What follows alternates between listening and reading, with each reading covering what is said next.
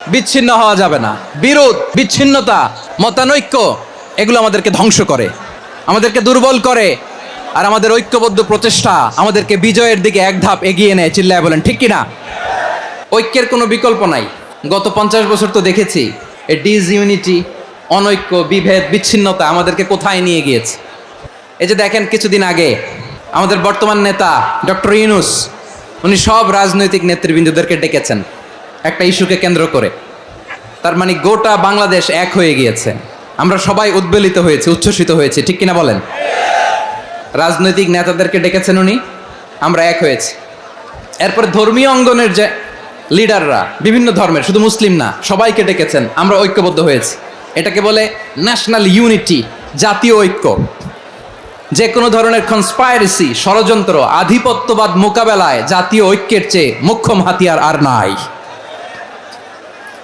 আমাদের একটা প্রতিবেশী দেশ আছে, আমরা আমাদের দেশ নিয়ে যত ভাবি তারা তার চেয়ে বেশি ভাবে।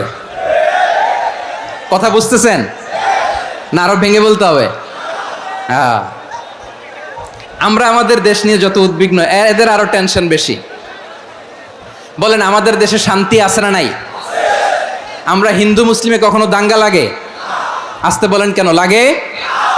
ওদের পূজা পার্বণে আমাদের মাদ্রাসার ছেলেরা যে পাহারা দেয়, চিল্লায় বলেন ঠিক কিনা? আমাদের তাফসির মাহফিলের সময় ওরা ডিস্টার্ব করেন, ঢোল বাজায় না। ওদের পূজা পার্বণের সময় আমাদের তাফসির মাহফিলের ডেট হলে আমরা চেঞ্জ করে দেই। সুবহানাল্লাহ, কি সাম্প্রদায়িক সম্প্রীতির রোল মডেল। আর ওই বাংলাদেশের ব্যাপারে তারা অনেক ডিসইনফরমেশন ছড়াচ্ছিল। ভারতের অনেকগুলো গণমাধ্যম, আমি জেনারেলাইজ করব না, আমাদের প্রতিবেশী দেশের সব গণমাধ্যমকে আমি দোষ দিতে চাই না, অনেকগুলো গণমাধ্যম তারা ডিসইনফরমেশন শেয়ার করেছে। ডিসইনফরমেশন আর মিস ইনফরমেশনের পার্থক্য আছে। মিস ইনফরমেশন না জেনে ভুল বুঝে একটা মিথ্যা বা ভুল তথ্য ছড়িয়ে দেয়া, এটার ক্ষমা আছে, এটার কি আছে? আর ডিসইনফরমেশন মানে ইচ্ছা করে, প্ল্যান করে, ম্যাপ করে, ছক এঁকে মিথ্যা, গুজব, রটনা সোশ্যাল মিডিয়ায় ছড়ানো, এটার ক্ষমা আছে? আওয়াজ করে বলেন ক্ষমা আছে? ভারতের কিছু গণমাধ্যম তাই করেছে। আমরা ব্যথিত হয়েছি, আমাদের হৃদয়ে রক্তক্ষরণ হয়েছে। আমাদের প্রতিবেশী দেশকে বলতে চাই, আমাদের দেশ নিয়ে আপনাদের ভাবার দরকার নাই। নিজের চরকায় তেল দেন, নিজের দেশ নিয়ে ভাবেন। গত মাসের ভয়েস অফ আমেরিকার রিপোর্ট, বাংলাদেশে সংখ্যালঘু জনগোষ্ঠী আগের চেয়ে বেশি নিরাপত্তা পাচ্ছে। Report voice of America, Muslim report নাকি? মুসলিম জরিপ, ভয়েস অফ আমেরিকা। কথা বোঝে নাই বোধহয়। ভয়েস অফ আমেরিকা কি আমাদের রিপোর্ট? না, ভয়েস অফ আমেরিকার জরিপ, বাংলাদেশের সংখ্যালঘু জনগোষ্ঠী আগের চেয়ে ভালো নিরাপত্তা পাচ্ছে। শুধু এখানেই শেষ না, মাইক্রোসফটের একটা জরিপ শোনায় আপনাদেরকে। তারা সারা পৃথিবীতে গুজব, ভুয়া আর মিথ্যা নিউজ ছড়ানোতে কোন দেশ সেরা একটা রিপোর্ট করেছে। এর মধ্যে 1 নম্বরে এসেছে ভারতের নাম। মাইক্রোসফট তো মুসলমানরা চালায় না? কথা বোঝে নাই বোধহয়। প্রতিবেশী দেশকে বলবো, আপনারা নিজের চরকায় তেল দেন, আপনারাও শান্তিতে থাকেন, আমাদেরকেও শান্তিতে থাকতে দেন। সব চেঞ্জ করা যায়, প্রতিবেশী চেঞ্জ করা যায় না। আমাদের ল্যান্ড তাদের ল্যান্ড, পাশাপাশি। আমরা চাই তারাও সুখে থাক, আমরাও সুখে থাকি, ঠিক কিনা? কিন্তু প্রতিবেশী হলে বন্ধুত্বপূর্ণ আচরণ করতে হয়। প্রতিবেশী যদি বন্ধু না হয়ে প্রভু হতে চায়, এরকম দানব প্রতিবেশী কেউ চায় না। ভারত যদি বন্ধুত্ব উপহার দেয়, আমরাও বন্ধুত্ব দিব। কি বলেন?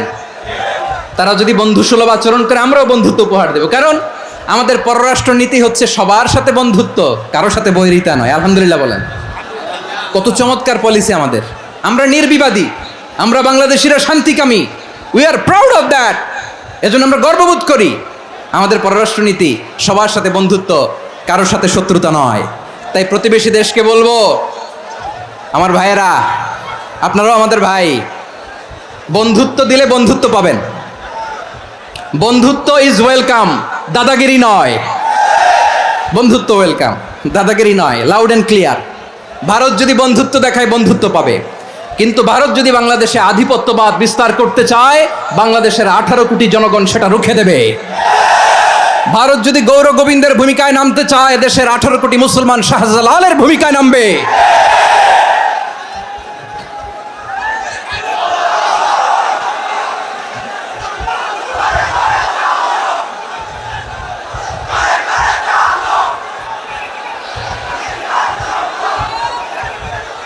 প্রিয় ভাইয়েরা, আমরা বন্ধুত্বে বিশ্বাসী, শত্রুতায় নই, ঠিক কিনা বলেন?